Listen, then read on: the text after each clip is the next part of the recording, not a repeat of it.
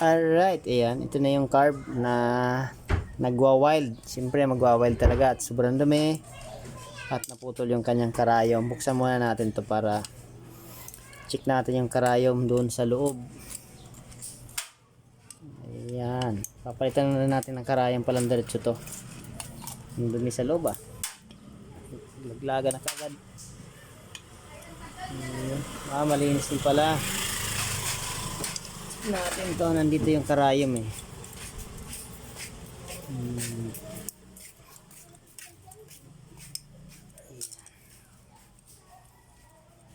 Yun. Yun ito na yung naputol. Ayan. Ito yung kanyang kadugtong. Yan putol siya kaya nagwa-wild. Ang haba pala nito. Saan kaya tayo makakuha nito? Ayan, tsaka may problema pang isa na nakita ko. Ayan. Yung kanyang floater, ayan, pinapasok na ng gas. Ayan, mag-overflow na to. Hindi na to pwede. Ano kaya pinasok ng gas to? Ayan. Ayan may lamang gas na yung kanyang floater Anong klase kaya nito? Ayan, linisan muna natin to. Siyempre, gas din ang panlinis natin. Para ayos.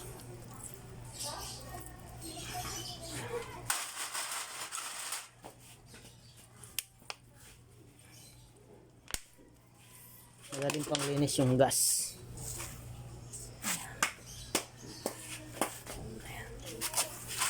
Siyempre, brush natin para linisan natin ang maganda. Mga talon-talon ka pa. Ayan.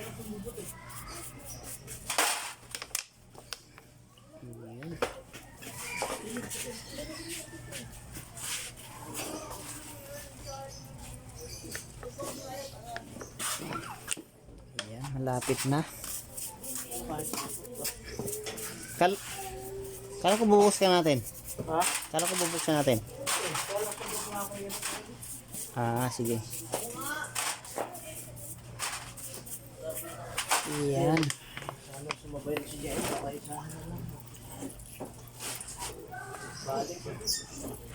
Okay. Hanapan muna natin ang pyesa. Alright, ayan. Nalinisan natin. Tsaka yung nakabili na tayo ng karayom. Ayan. Nakabili. Nalagyan na natin ng karayom. Ayan. Tapos siyempre, simbolan natin yan. Ayan. Ito yung nagko-control ng gas, yung kanyang floater. Tsaka karayom sa gas. Ayan. Tingnan natin yan. Dali lang to maggawa nito. Parang kaya lang to. Ito pala ay naka 28 na carb. Kaya medyo makigasolina to. Ayan. Ito yung sa gas. Ito yung sa hangin adjuster. Ito na natin. Medyo matulin nga to kasi malaki yung carb. Kaya lang makigasolina naman siya. Ayan. Ayan, kabit na natin. 2 volt lang to kabilaan. Ayan, dito. Alright, ayos na. Ayos na kagad. Siyempre, start na lang natin to. Ayan, kabit natin, tapos start na. Alright, ayan, nakabit na natin. Siyempre, tingnan natin kung start ba siya. Ay, kaya ayaw. Yun. Hindi pala nakakabit yung battery. Kabit muna natin yung battery. Alright, ayan, kinabit na natin yung upuan. Siyempre, start na natin yan kasi nakakabit na yung upuan. Yun. Yes. Nice na yan.